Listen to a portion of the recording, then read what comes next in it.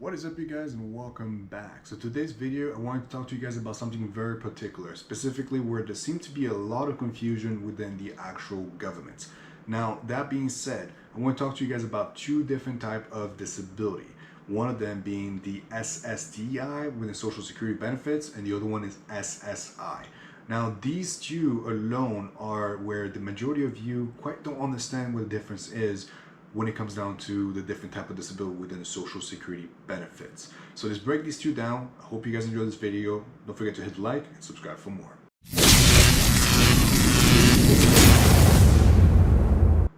Alright guys, so that being said, let's look right into the difference between SSDI and SSI. The biggest difference between the two is one of them you pay taxes into, which is SSDI, Disability, Survival, and Retirement Disability benefits essentially, and the other one which is SSI, Supplemental Income. Now the SSI essentially is a welfare program. It's paid out by the federal government, but it's run mostly by the states. The state is the one that makes a decision for both essentially when it comes down to disability, but your Medicare insurance, which is Medicaid, is paid by the state. So that being said, that is realistically the biggest difference. Taxes, no taxes. Basically, it's the simplest of terms. So what exactly does that mean for you? Usually if you're between the age of 18 to 24, you don't need as much work credits and work years in a sense in order for you to qualify for the SSDI portion. Now, if you're over the age of 24, you usually need to have worked the last 5 years of the last decade in order for you to qualify for the SSDI. So essentially, you need to, when you pay taxes, it goes into 3 different buckets. The biggest one is going to be the disability portion, which is a disability insurance, and that's what SSDI is. And then you have the retirement portion and the survivor's benefits portion in case something is to, unfortunately happen to you or your spouse, something else like that. That's where the survivor's portion goes into. But the biggest one is going to be the disability, which essentially, as long as you have worked within the last 5 years out of your decade, you essentially rate the SSDI portion. Now, for everybody else, like children, people that recently become legal in this country, but essentially, have never really worked or put in the past 5 years out of a decade into the system, that's where the SSI, the supplemental income, comes into play. Which is the welfare program. Now, the biggest difference between the two is one, your resource assets and basically just overall personal benefits in sense don't matter in this particular bucket because you pay taxes into it. So you can have $20 million house and you still qualify for this benefits. And also based on how much money you have earned over the past couple of years, this is going to replace a portion of it. It's going to replace the entire amount that what you used to earn, but since you've been paying taxes into it, you're going to receive a portion of what you used to earn in return based on the disability insurance, that's SSDI. For the SSI, it's limited. It's very limited to a certain number. Every year it goes up a little bit. If you know the maximum number, great. If you don't, you guys can ultimately apply and hope for the best. Because at the end of the day, for the SSI, I don't want to give the official number for it because everybody gets different amounts, and then you get upset if essentially you don't rate the maximum amounts, because there's a multitude of things that fall within the SSI, and that's what we're really going to talk about, is what falls within this and what falls within the SSI. So SSDI, the biggest thing that we look at is your earnings. So when was the last time you essentially stopped working, and how much money you currently are making if you're still working. So those are the 2 things that will fall within the SSDI portion, because a lot of times when it comes down to the SSDI, if you are deemed disabled, how much you're earning right now dictate whether or not you're able to continue working, because both of them essentially is whether or not you're able to continue working, and if what your disability is renders you from actively working. That's where the insurance comes into play. So that being said, for SSDI, the only thing that really matters is how much your earnings are, and essentially whether or not your disability renders you from continue working permanently. Now for SSDI, you do rate to be able to work certain amounts. You do get 9 months where you can earn as much money as you want, which is your work trial period. I will put a link down below, as you guys can see on the screen right here. It has some information about it, but I will put the links down below where you guys can do more research on the SSA.gov website. All the information talking about in this video is public information and can all be found on the SSA.gov website. That being said, there is a work trial period and there is a maximum earning. It is 2025 right now. The numbers are going up a little bit, but as of right now, as long as you earn less than 1620 a month, you're not going to fall within the work trial period. Once you earn more than 1620 a month, you will fall within the 9-month trial period. So after the 9-month trial period, you will fall off the system if you are within this disability criteria. For the SSI, there's a lot of variables, which is assets, resources, as well as your earnings in general that affects this, because it's a welfare program. As you guys can see in this portion right here is essentially, if you are a single individual, you rate $2,000 in resources. That includes vehicles, houses, money that you have in the bank accounts. It's a multitude of things essentially. But for SSI, you need to have less than $2,000 if you're a single individual. And if you are a couple, a married couple essentially, you rate $3,000. Now, if you are a child, in this case, if your children are the person that you're applying for, they rate the individual plus the couple if you are, if you're a married couple essentially.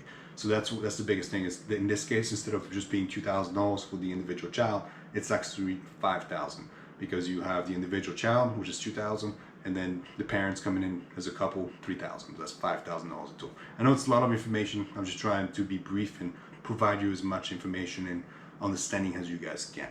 Now, for the actual SSI, there is a limit for earnings as well as for SSI. It's basically the same thing. The only difference is for SSI, your living arrangements matter as well. We don't make decisions at the actual offices. We put the information you disclose onto the computer, and the computer calculates everything and spits out a number. We're not the ones, we can't increase your paycheck, we can't decrease your paycheck for either one, realistically. One of them is just depends on how much money you have put into the system and how much money you have earned over the past decade or so, essentially. That's what the earnings you're gonna get for SSDI. For SSI, it's very limited and it's based on just what that current year is. I don't want to give you the official number because it's gonna go up right now soon, and I don't have that number yet. But the maximum amount is limited based on how much living arrangements are. So rent, electrical, and all those things come into play, and then as well as how much money you get in earnings. So whether it is your earnings or your parents' earning, if you are children, all those things will affect how much money you get. SSI is very particular. It's not supposed to replace your income in any type of way, shape, or form. And that is probably the biggest misunderstanding, is that SSDI, you get so much more money because it also depends on the fact that you have worked and paid taxes onto this. So it is supposed to replace a portion of your past income. It's not going to replace the entirety of it, but you have paid into taxes, so you're going to get a significant amount of what you used to get. Now for the SSI, you're not going to get anywhere near what you essentially paying into taxes if you did work. And usually, if you're on SSI, it's because you didn't qualify for that. So you haven't quite worked enough credits or enough years in order for you to qualify for SSI. So this is supplemental income, which has a variety of things that will affect your actual disability payment. So, those are the two that you have the possibility for through Social Security benefits. That being said, the biggest misunderstanding is that us employee at the Social Security are the one that making disability decisions and are the one controlling your check. Neither one are true. We are not the one that make your disability decisions. None of us are doctors at the office. Most of us submit the actual disability report to the state, and the state is the one that's going to send you to their doctors essentially, and they're the one that make a decision. The federal government has nothing to do with your disability claim, and has nothing to do relating to your actual official decision. All that information is public information, is on the SSA.gov website. If you do have personal questions regarding to this, don't put it in the comment section. Don't ask in the comment section because I will delete it. Go and call your local Social Security office, and they're the one that's going to respond to your actual claim in a sense. This video is ultimately for educational purposes, and it is just to kind of instruct and provide you additional information to help you with your claim and decision which way to essentially to go towards. Most of you, if you qualify for SSDI, we're going to force you onto this one because essentially you pay taxes into. You don't get to pick, realistically. If you have SSDI quality and essentially qualify for this, we're going to push you onto this. If the income from this is another portion too, is can you double stack? And that is another misconception. The answer is no. You cannot double stack. You can add them together. That is a possibility, yes. As long as this is less than $1,000 essentially for most part, and this together along with your employer and everything else doesn't go above that threshold per se. I'm projecting $1,000 because of the COLA increase and everything else that's coming up here in the next couple of months. Now we're currently in government shutdown. The numbers haven't been officially released yet. So that is another thing too, is as of right now, we don't know the exact number it's going to be for the 2026 timeframe. It is 2025. So the information that I'm all talking about is for the 2025 timeframe. Every year the SSI changes, and every year the numbers and rules change. This program isn't exactly the stablest of funds. For this one, which is what you pay taxes into, it's very basic and very common to be just the same over every single year. The COLA and the payment that you receive increases year by year based on the COLA aspect of things. But for the SSI, the rules and regulations and laws change all the time. So this one is very vague. I will do a particular video related to SSI, as I am mostly an SSI expert. That's what I deal with on a daily basis. So this is where I will be talking about the most. That being said, if you have a question, which is just general information it can be found on the SSA.gov website, I can answer to you in the comment section. If it's something that contains your personal information, PII basically, I will delete your comments or simply just ignore them.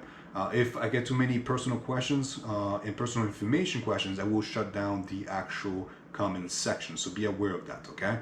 All the information that I'm talking about through this video is all public information on the SSA.gov website. I'll provide you all the links for you to do your own research. So all this, you can ultimately go and find it. None of this is sensitive. None of this is in any type of way personal or private information, okay? So thank you all so much for watching. If you guys enjoy this content and want to see more of these contents, don't forget to go down in the comment section. Let me know, whether it is thank you for doing this, whatever else it is, because I will be doing probably two or three more videos related to the Social Security benefits for disability, for SSDI, SSI, and retirement and whatnot. So if you guys enjoy this content and want to see more like this, don't forget to hit the like and subscribe for more. Thank you guys so much for watching.